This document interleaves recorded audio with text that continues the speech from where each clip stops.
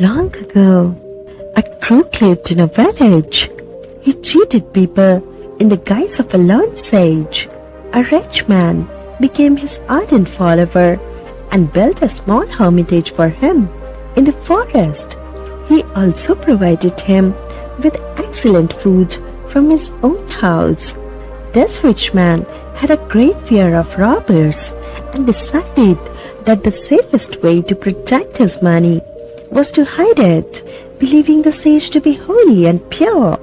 He brought 100 pieces of gold to the hermitage and buried them there. He told the sage to keep watch over the treasure. We hermits never desire what belongs to others. We have given up everything in life. Your money is safe here, said the sage. The rich man went back home with complete faith in his words. As soon as the rich man was out of sight, the sage decided that this gold was enough to last him his whole life. Allowing a few days to pass, he dug up the gold and reburied it conveniently outside his hermitage. That day, when the rich man came there to give him food, he said, "My good sir, I have been staying here, supported by you, for a long time. But living so long in one place is like living among worldly pleasures, which I have renounced. The time has thus come for me to leave." "Well then," said the rich man, "if you must go, good luck to you." He half-heartedly saw the sage off till the outskirts of village and returned home.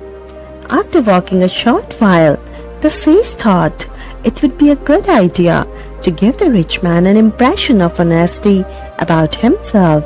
Sticking a straw in his matted hair, he hurried back to the village. When the rich man saw him, the rich man was happy. "Have you decided to stay back, sir?" he asked. The sage said, "No, my dear fellow, it is this straw that brought me back." "Straw?" asked the rich man, surprised. "My dear fellow, this straw on my head belongs to the roof of this hermitage, which belongs to you. How can I take away something that belongs to another person?" The rich man was overwhelmed by the sage's honesty. As the sage was leaving, another merchant traveling to the border of a neighboring town on business happened to see him. The merchant had stopped at his village to rest. Being a wise and experienced man, he grew suspicious of the sage. Thus he went to the rich man and asked, "Sir, did you give the sage any expensive thing for safekeeping?" "Yes," said the rich man, 100 pieces of gold. "Why don't you check if they are still safe?" the merchant suggested. The landowner went to the hermitage, dug where he had left his money, and found it gone. Rushing back to the merchant, he cried, "None of it is there. The thief is certainly that sage. Let us catch him." The two men caught the impostor and beat him until he showed them where he had hidden the gold. My dear friends, cheaters may seem to gain an advantage temporarily, but in the end, they rarely come out on top. Take Lance Armstrong, for example, once celebrated as a legendary cyclist, but is stripped off of his Tour de France titles due to doping. His dishonesty tarnished his career and reputation irreparably. His actions not only resulted in legal repercussions, but also damaged his career and public image.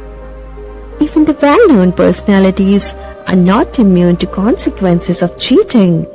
Consider the case of Harshad Mehta, often referred to as the Big Bull of the Indian stock market. Mehta gained notoriety in the early 90s for his involvement in the securities scam, where he manipulated stock prices using illegal methods.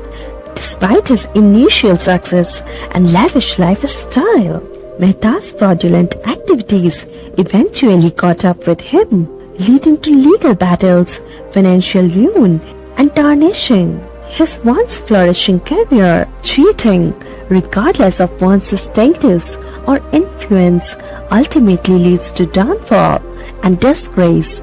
If I talk about everyday life, cheating can be seen as a shortcut to success, but it usually leads to disappointment and consequences. Thanks for watching.